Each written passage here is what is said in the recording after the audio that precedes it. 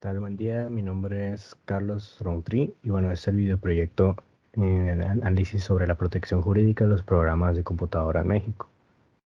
Bueno, primeramente, pues la fuente proveniente de esa exposición, pues más que nada habla mucho de las definiciones pues ya vistas, ¿no? Que ya hemos visto a lo largo del curso: propiedad intelectual, derechos de autor, obra y la conexión que tienen estas definiciones para considerar su protección. Otras definiciones que menciona es la de software hardware. El doctor Telles, que es un profesor de la UNAM, en 1988, pues menciona que la computadora se constituye de componentes físicos, que es el hardware, y de soporte lógico, que es el software. El programa de computación también es definido como el conjunto de procedimientos o reglas que integran el software de las máquinas que permiten la consecución de un proceso de tratamiento de la información. Bueno, ya continuando, pues la protección de los programas de computación a través del derecho de autor. Primeramente, pues los antecedentes legislativos que se han hecho, ¿no? Anteriormente, el profesor nos mostró un video acerca de eso y en este caso ampliaremos un poco más esta información. Este video pues se trataba del Acuerdo 114 de la Secretaría de Educación Pública, que fue el primer indicio de la protección de programas de computación en México, al tratarlos como derechos de autor. Aunque primeramente esta regulación se dio al margen de la Ley Federal de Derechos de Autor, este acuerdo se resolvió en la Dirección General de Derechos de Autor para aceptarlos por registro el tratamiento de obras literarias, ¿no? En ese entonces, pues esa dirección empezó a registrar pues todos los programas gracias a este acuerdo, el cual pues se determinó que todo material de depósito de este caso lo constituiría cualquier formato en el formato que fuera materializado, ¿no? Pero que tendría que te presentar las primeras 10 y las últimas 10 hojas del programa de código fuente o código objeto. También debía presentarse una copia impresa del directorio del programa cuyo registro pues, se estaba solicitando, ¿no? Y bueno, esto se realizó en 1984 hasta 1991, el cual se produjo la primera Ley Federal de Derechos de Autor. Este incluye la incorporación de los programas de computación como un género de obra independiente y autónomo respecto al resto de obras por esa ley en ese tiempo. La ley se hizo extensiva a los creadores y productores de programas de computación. Luego, en este caso, la Ley Federal de los Derechos de Autor de 1991. Esta ley contempla varios aspectos. Primero, se considera como una limitación o excepción el derecho patrimonial del autor, el hecho que el poseedor de la copia del programa legalmente obtenida pues realice una copia adicional de respaldo y para protegerlo de su destrucción, de daño o deterioro. También incorpora un precepto pues muy criticado que establece un régimen de excepción al acceso del público a los archivos de registro de obras de computación en el Registro Público de Derechos de Autor, que en este caso es de carácter público y acceso general. Esto es porque los programas de computación contienen secretos industriales diversos, mismos que van a quedar a la vista del público si éste tuviera acceso al material de depósito, pues sobre todo si este material se sustituyera una copia del programa en su versión de código fuente, ¿no? Y también introdujo más sanciones y penalidades en materias de derechos de autor, que más adelante van a hablar de eso, y estableció un tipo específico para el caso de quien sin autorización del autor o causavientes reproduzca con fines de lucro un programa de computación. Buenas tardes, mi nombre es Omar y yo continuaré con lo que mi compañero McCoy estaba hablando. Yo empezaré hablando sobre las críticas de la reforma de 1991. Esta, pues más que nada fue encaminada a establecer, pues digamos, reglas para aclarar más que nada respecto a los derechos de quienes crean y producen, digamos, programas de cómputo. Pues más que nada hacia quienes comercializan o utilizan estos tipos de programas. Prueba de lo anterior, digamos que lo constituyen las excepciones, digamos, específicas de, pues, digamos, copias de respaldo, como, pues, digamos, únicas que pueden realizarse, pues, más que nada libremente de cada programa original. Y pues esto, las excepciones de cada acceso restringido, pues más que nada consulta de registros, así como, digamos, expedientes pertenecientes al registro, digamos, de público del derecho de autor en materia en cuestión de programa de computación. Digamos que esto se llega a comentar que el alcance, pues, digamos, jurídico de dichos tipos y sanciones pues, penales no están, digamos, correspondientes a los estándares que ofrece la legislación de otros países. Por esto, desarrollados inclusive pues, en vía de desarrollo, digamos, en la forma que se utiliza ilícitamente el programa de computación y pues, digamos, otros actos de violación del derecho que pueden realizarse en el programa dependiendo del país.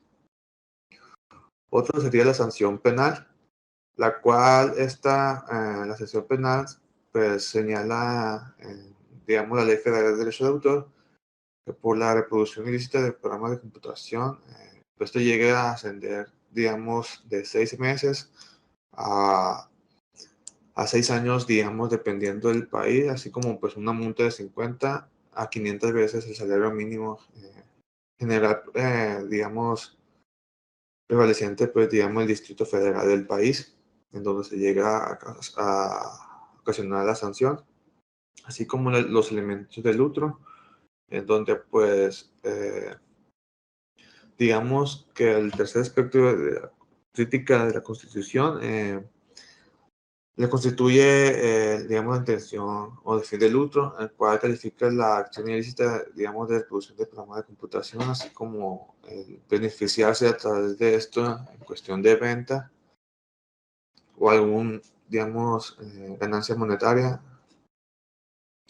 Es por ello que cada país sanciona de diferente manera este tipo de acciones, depende de la magnitud en la que se dio y el cómo la ley constituye en ese país.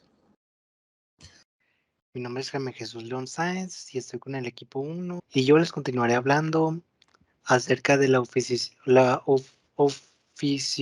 del delito, el cual pues la oficiosidad del delito tiene un aspecto muy curioso que contempla la reforma de la Ley Federal de Derechos de Autor, el cual consiste en el carácter pues de oficiosidad que se confirió que expresamente se confirió el delito de reproducción no autorizada de programas de computación frente a la mayoría de los tipos contemplados por la ley que se persiguen, ¿no? También, pues, resulta que de manera inexplicable, la intención del legislador es para considerar que los delitos de reproducción de los programas de computación deben perseguirse de oficio a diferencia de los demás, entre los cuales podrían incluirse algunos más vinculados con la materia de computación. Sin embargo, el carácter de oficiosidad de esta clase de delitos, pues ha provocado muchos problemas bastante graves, sobre todo pues aquellos casos que se han solucionado a través de los arreglos sin conflictos, en los cuales se ha resarciado los daños causados pues por la piratería que existe, ¿no? Siguiente, pues los aspectos generales del Tratado de Libre Comercio y los programas de computación. Bueno, pues principalmente voy a hablar sobre un poquito qué es la introducción al Tratado de Libre Comercio, ¿no?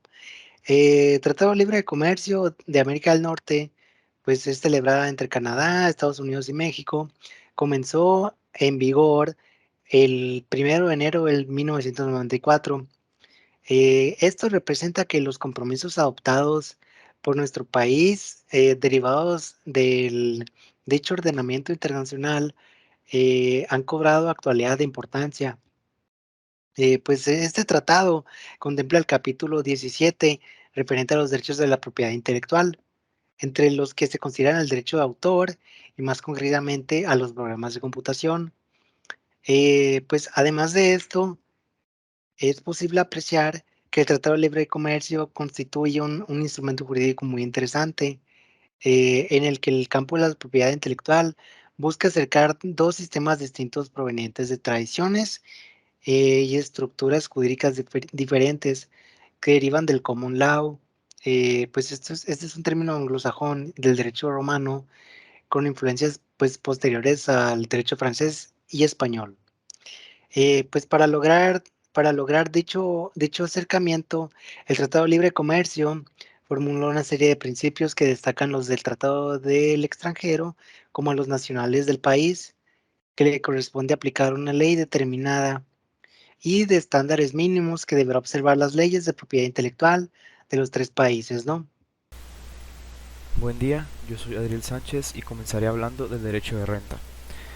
El derecho de renta es el aspecto más importante del Tratado de Libre Comercio de América del Norte en cuanto a materia de programas de computación.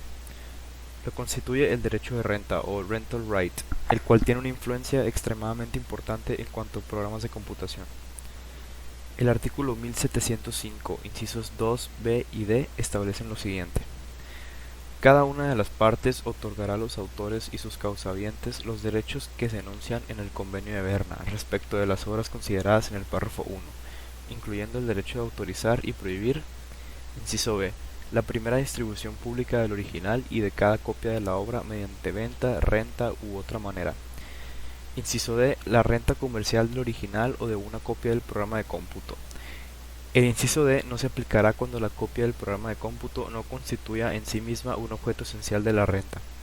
Cada una de las partes dispondrá que la introducción del original o de una copia del programa de cómputo en el mercado, con el consentimiento del titular del derecho, no agote el derecho de renta. Actualmente no está del todo claro si la Ley Federal de Derechos de Autor toma en serio el rental right o derecho de renta, ya que se considera que en México podría no existir un derecho de distribución de copias de obras protegidas por el derecho de autor, ya que la ley no lo menciona claramente.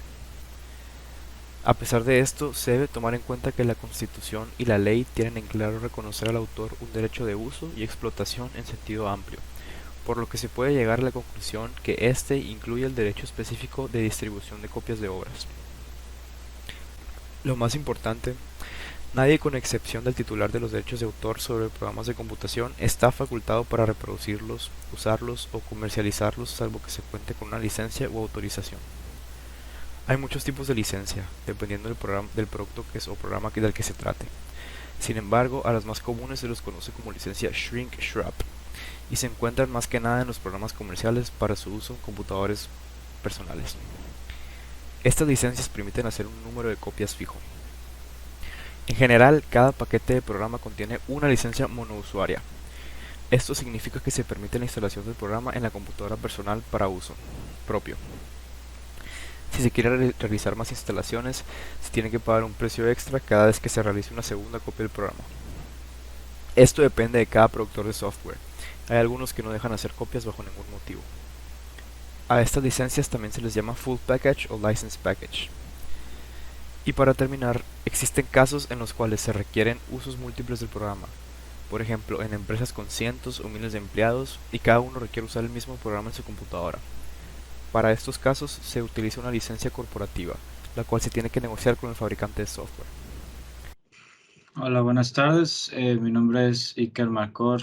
Voy a hablar un poco de las desventajas en el uso de programas no autorizados y las políticas de control, también conocido como software management.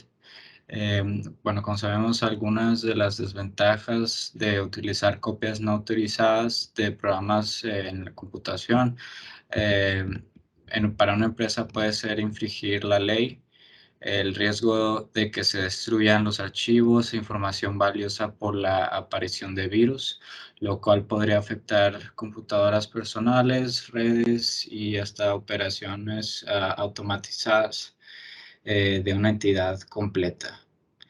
No se tendrá acceso también a las actualizaciones del programa a precios bajos, entretenimiento, soporte técnico, documentación, documentación ya sea pues completa, incluyendo manuales, garantía del producto, y se llama así como sabemos software management. Esto se le llama a la serie de medidas con el fin de establecer sistemas del control de uso y copiado interno de programas de computación. Al efecto deben de considerarse los siguientes pasos. Tenemos que procurar administrar programas originales, ya sea determinando las necesidades de su empresa en el uso de programas de computación, identificando también las necesidades de cada computadora, tales como localización, departamento, operador, etcétera, en relación con los programas del sistema operativo para la aplicación y que más se le puedan acomodar y que venga siendo al final que le pueda convenir. Luego tenemos que, para el caso de las empresas, irregular la base instalada en programas y ser legislados. Tenemos que practicar una auditoría previa para determinar el grado de irregularidad. Tenemos que sustituir el producto no autorizado por el original, utilizado el criterio, una copia original por cada CPU mencionado con anterioridad, hacer un recuerdo de programas instalados con el respecto al número de CPU en posesión o estaciones de trabajo en caso de red, y hacer también recuerdo de manuales, floppies y licencias. El número de programas debe coincidir con el número de licencias que tenemos, y si el saldo es negativo, deberá suprimirse y removerse el producto no autorizado y instalar el producto original. También, como dice aquí, presentar documentos de responsabilidad a empleados para firma y enviar memoranda que se ilustre para el uso correcto de los programas y sus obligaciones al respecto. Asimismo, tenemos que realizar campañas educativas en el uso de los programas. Si se encuentran copias no autorizadas del producto, tenemos que corregir este problema de acuerdo a la conformidad con la ley y las medidas de las políticas que adopte la empresa. Y bueno, como conclusión, pues me llama mucho la atención pues cómo se construyó todo este aparato complejo legal en México y cómo ha cambiado y se ha transformado a través de los años, ¿no?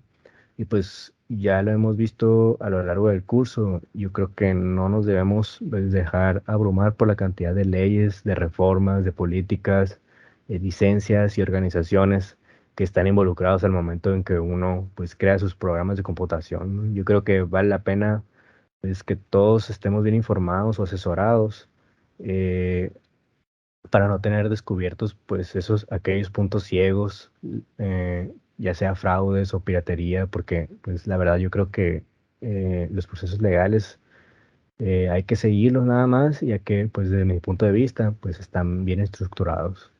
Y pues en conclusión puedo decir que este tipo de reforma de 1991 es buena, ya que intenta proteger o da a entender de que la ley federal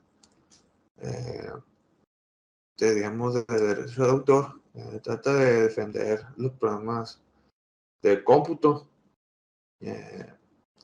haciendo posible que la gente o las empresas que llegan a crear dichos programas se sientan defendidos en cuestión de si alguien llega a piratearles el programa o a ocasionar, digamos, un lucro a través de un beneficio, y no ser la misma empresa a la que pues, se vea beneficiada. Pues debe ser respaldado, y como mencioné, estos dependen en cuestión de cada país, el cómo se va a castigar en cuestión de sesión penal, así como pues, el cómo se ve el lucro a través de dicho programa. Es importante por eso saber la ley de cada país y el cómo funciona. Sería todo por mi parte. Muchísimas gracias por ver este video. Pues como conclusión mía, yo puedo decir, mi aportación es la siguiente. A mí me parece en general el hecho de que México sea perteneciente al Tratado de Libre Comercio me parece excelente. Más sin embargo, no me agrada que se tenga que modificar las leyes del Tratado de México para que el Tratado de Libre Comercio sean pues de manera adecuada. A mí me parece muy interesante las leyes que tiene México para la protección de sus bases de datos y de sus obras de computación, porque pues sí, es un ámbito importante el hecho de que tenemos que proteger pues los softwares de computación, ya que pues es muy fácil agarrar algo y decir que uno es el creador de ello. Y pues con eso termina mi aportación. Para terminar, quisiera dar mi opinión sobre lo que más me llamó la atención de la investigación, y considero que es el rental right o derecho a renta, ya que es algo que se está popularizando mucho ahorita, sobre todo en software que es para edición, por ejemplo, Photoshop o todos los productos de Adobe prácticamente, incluso los de Office de Microsoft, Word, PowerPoint, etcétera, todos se están moviendo a un modelo de suscripción y pues tiene beneficios y, pues cosas negativas, pero lo bueno del rental right o derecho a renta es que existía la opción de poder comprar un software y pagar un poco más, pero tenerlo de por vida, o pagar una suscripción y pagar una fracción del costo del software en sí. Pero considero que las empresas se han aprovechado de esto al punto de que ya no dan opción de poder comprar el software y tener una licencia de por vida. Eso es muy raro ahora. Todos están moviendo un modelo de suscripción y esto pues es porque pues, nos pueden sacar más dinero prácticamente. Entonces considero que es bueno y malo. Es bueno poder tener la opción, pero es malo que el modelo de negocio se vaya a ese lado y no nos den la opción de poder tener una licencia de software de por vida. Bueno, en mi opinión es muy importante el controlar el software que se instala en una empresa, ya sea una tarea, si es necesaria, queremos reducir los riesgos asociados a la instalación de software ilegal. Normalmente estos vienen acompañados con un código malicioso que podría provocar infecciones en nuestros equipos locales o incluso fugas de información en los peores casos para la empresa. Esto puede ser de gran daño para ellos. Y también tenemos que evitar este tipo de riesgos que está en manos de la empresa. Principalmente es por esto que se ha establecido una política que regule qué aplicaciones serán las permitidas en el marco tecnológico para cada organización y tenemos que tener mucho cuidado con eso. Sería todo.